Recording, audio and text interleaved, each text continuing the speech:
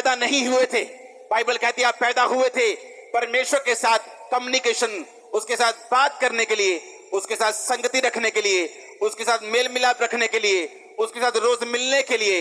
ये major purpose था, ये मेन कारण था आप को बनाने का। ये मेन कारण था कि परमेश्वर के दिमाग में जो था, क्योंकि बाइबल कहती है वो अपनी तारीफ खुद नहीं कर सकता, परमेश्वर अपनी महिमा खुद नहीं कर सकता, उसे कोई चाहिए था जो उसकी महिमा करे, जो उसकी तारीफ करे, उसके साथ समय को बिताए, जो उसकी बात को सुने, जो अपने दिल की बात उससे शेयर करे और उसकी ग्लोरी करे, उसकी महिमा करे, उसकी वर्शिप करे, क्योंकि वो अपनी वर्शिप खुद नहीं कर सकता। बाइबल कहती है इसलिए उसने आदम को बनाया, मिट्टी के साथ गूंथ कर अपने जीवन के सांसों को फूका। लेकिन आदम को बनाने का मकसद लाइफ इज ए स्ट्रगल नहीं था, उसको बनाने का मकसद संघर्ष भरी जिंदगी देना नहीं था। आप कोई भी नहीं चाहता, एक गरीब से गरीब यहां मौजूद है या अमीर से अमीर, कोई नहीं चाहता उसका बच्चा जब बड़ा हो संघर्ष करे। चलो आओ अपने अपनी पत्नी से बात करते, चलो आओ 2-4 बच्चे जन्मते हैं, फिर उनको संघर्ष भरी लाइफ देंगे, किसी को डिप्रेशन देंगे, किसी को कैंसर देंगे, किसी को गरीबी देंगे, किसी को बांझपन देंगे। आप ऐसा नहीं करते। आप चाहे गरीब से गरीब या अमीर से अमीर हो, अपने बच्चों के लिए जान तक देने के लिए चले जाते हैं, क्योंकि आप उनको बेस्ट लाइफ देना चाहते हैं। परमेश्वर भी ऐसा ही है, उसने आपको संघर्ष भरी जिंदगी देने के लिए नहीं बुलाया, पर आपने वो चुनी है, मैंने वो चुनी थी। परमेश्वर के साथ वाचा ना रख के, कम्युनिकेशन पॉइंट्स को तोड़ के, अपनी लाइफ में इतना बिजी होके, क्योंकि मैं कंप्यूटर इंजीनियर था, मुझे लगता था कि सब ठीक है, जहां जाता था वहां माथा टेकता था, सब एक समान है, मुझे लगता था। ईसाइयों से नफरत करता था। मेरे दादाजी जो इनकम टैक्स के ऑफिसर थे, जब मेरे घर पे प्रार्थना करने के लिए लोग उन पे आते थे, क्योंकि उनको कैंसर हो गया था, तो मैं बोलता था कि ईसाई लोग मेरे घर पे नहीं आने चाहिए, ईसाई लोग अगर मेरे घर में आए तो मैं इनको गालियां निकालूंगा, मेरी इनके साथ फाइट होगी, ये मेरे घर में नहीं आने चाहिए, हम ईसाई नहीं है, ये अंग्रेजों का धर्म है, अंग्रेज चले गए अपना धर्म छोड़ के, कि फिर भी हम लड़ते मरते रहे, पहले देश का बंटवारा कर गए और फिर धर्म दे गए, ये उनकी चाल है, ये उनकी साजिश है। लेकिन बाइबल कहती है जब परमेश्वर टाइम आता है, अपने पुत्र को आप पे प्रकट करता है, अपने आप को आप पे जाहिर करता है। वो हुआ 16 अगस्त 2004 को, जब मेंटली अपसेट होने के बाद, डिप्रेशन में जाने के बाद, यीशु मसीह की खिलाफत करने के बाद, जब मुसीबतों में फंसा, सब जगहों पे गया, जब सुसाइड करने का टाइम आ गया, तो एक कपल, एक हिंदू कपल, हस्बैंड वाइफ मुझे मिलके बोलते कि यीशु मसीह धर्म जात बदलने नहीं आया, बाइबल को पढ़, जहां तेरे को ईसाई धर्म नाम का शब्द मिलेगा, बाइबल पढ़ना बंद कर देना। बाइबल पढ़ी, पढ़ा लिखा था, बाइबल पढ़ी, जब समझ आया कि परमेश्वर ने मुझे अपने साथ संबंध बनाने के लिए बुलाया है, अपने साथ वाचा बांधने के लिए बुलाया है, वो मुझसे बात करना चाहता है, अपना बेटा अपनी बेटी वो आपको बनाना चाहता है। समझ आनी शुरू हुई। जब तक आप क्रिश्चियनिटी को, जब तक बाइबल को धर्म के चश्मे के साथ देखेंगे, आपको कुछ भी समझ नहीं आएगा। आपके लिए लाइफ स्ट्रगल रहेगी, सब तरफ झमेला रहेगा, कुछ भी बैलेंस नहीं होगा, क्योंकि आपके लिए कुछ भी अच्छा नहीं हो सकता जब तक परमेश्वर आपकी लाइफ में ना हो। मैंने यीशु मसीह को समझा, यीशु मसीह ने मुझे ग्रहण किया 16 अगस्त 2004।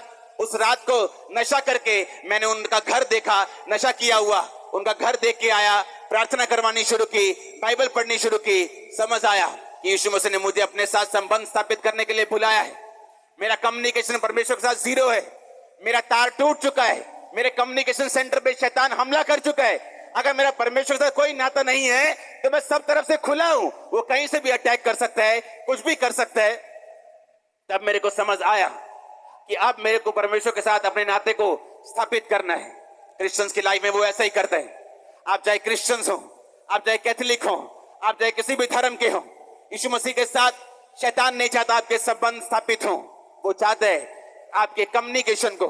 जब भी शैतान अपनी जिंदगी में, आपकी जिंदगी में अपनी योजना को पूरा करना चाहेगा, सबसे पहले वो आपके प्रार्थना के समय पे ऊपर अटैक करेगा, बाइबल रीडिंग के ऊपर अटैक करेगा, आपके कम्युनिकेशन, आपकी बात करने के, परमेश्वर के साथ जो संबंध का टाइम है, वे उसके ऊपर अटैक करेगा। उसे मालूम है कि मैं इस पे फतह नहीं पा सकता जब तक मैं इसकी कम्युनिकेशन को, इसकी बात करने के टाइम को, इसकी प्रेयर को, इसके बाइबल रीडिंग को जब तक मैं अटैक करके खत्म नहीं करता, तब तक मैं कुछ नहीं कर सकता। हालेलुया। क्रिश्चियनिटी सिंपल है। मैंने परमेश्वर को जाना, उसने मुझे अपना बेटा ग्रहण किया, मैं परमेश्वर के पीछे चला, बीमारियां जाती गई, नशे जाते गए, तकलीफें जाती गई, यीशु मसीह की सामर्थ बढ़ती गई।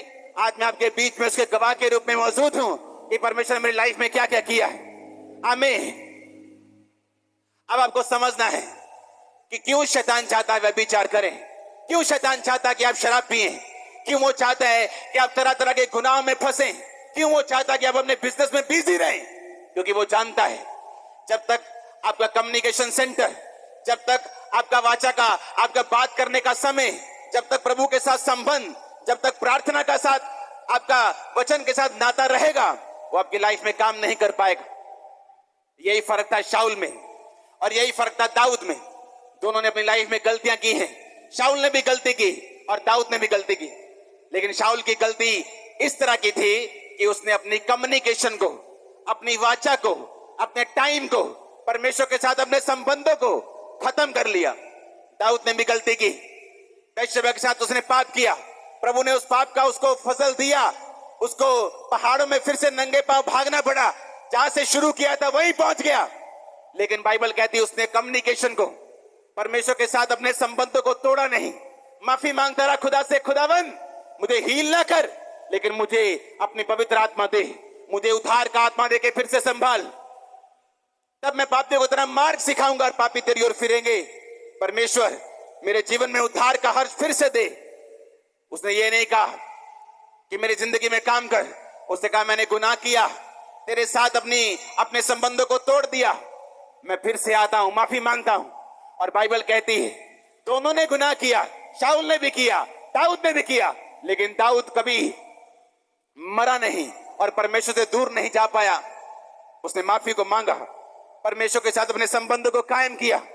मैं नहीं जानता मैं किससे बात कर रहा हूं, लेकिन पवित्र आत्मा ने वचन में आपके लिए देके भेजा है। आप में से बहुत से लोग अपने संबंधों को खुदावन के साथ आज स्थापित करेंगे। मैंने कहा बहुत से लोग परमेश्वर के साथ संबंधों को स्थापित कर लेंगे यीशु मसीह के नाम में। आमीन हो जाए, आशीष आपकी है चर्च। हालेलुया।